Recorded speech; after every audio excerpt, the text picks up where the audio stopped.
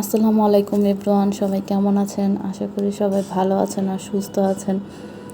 আজকে আমি যে রেসিপিটা শেয়ার করব, এটা দিনাজপুর আর রংপুরের বিখ্যাত একটি খাবার। এটার নাম হচ্ছে ডিম তেলানি। আর এই ডিম তেলানিটা আপনার বাসায় হুটহাট মেহমান আসুক বা যেই আসুক খুব ঝটপট রেডি করে দিতে পারেন। তো এখানে আমি চুলায় একটা প্যান বসিয়ে কিছু গরম মশলা দিয়ে দিয়েছি, আর এরপর আমি পেঁয়াজটাকে ভেজে নিয়েছি।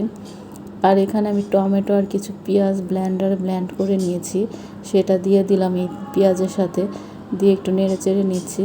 এরপর এখানে আমি আদা রসুন বাটা দিয়ে দিয়েছি 1 চামচের মতো, আর সাথে লবণ দিয়ে দিচ্ছি, দিয়ে একটু ভালোভাবে নেড়ে চেড়ে নিচ্ছি।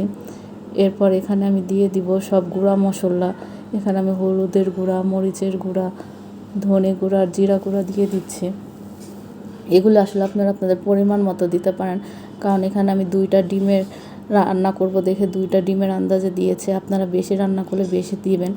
আর এখানে আমি গরম মশলা দিয়েছি আর কাশ্মীরি মরিচের গুঁড়াটা ব্যবহার করেছি। কাশ্মীরি মরিচের গুঁড়াটা ব্যবহার করলে তরকারিতে অনেক সুন্দর কালার হয় আর ঝালও হয় না, বাচ্চাও খেতে পারে। আর এই তো এখন আমি এখানে ডিমগুলো দিয়ে দিচ্ছি, আর এই ডিমটা আমি একটা বাটিতে নিয়ে নিয়েছি। এরপর আমি এই মশলাটা কষিয়ে যখন একটু বলক এসেছে, তারপর আমি ডিমটা ঢেলে দিয়েছি। এখন আমি এটাকে কম জালে রান্না করে নিব। এই তো প্রায় আমার 1 পাট হয়ে এসেছে। এখন আমি এটাকে একটু নেড়ে চেড়ে দিচ্ছি। এরপর আমি উল্টিয়ে দিচ্ছি আস্তে আস্তে। আর এই ডিমটা খুব সাবধানে উল্টাতে হবে, কারণ ডিমটা এখন অনেক নরম। এরপর আমি এখানে ধনেপাতা দিয়ে দিয়েছি। এই তো তৈরি হয়ে গিয়েছে ঝটপট আমার ডিম তেলানি। এটা খেতেও খুব মজা।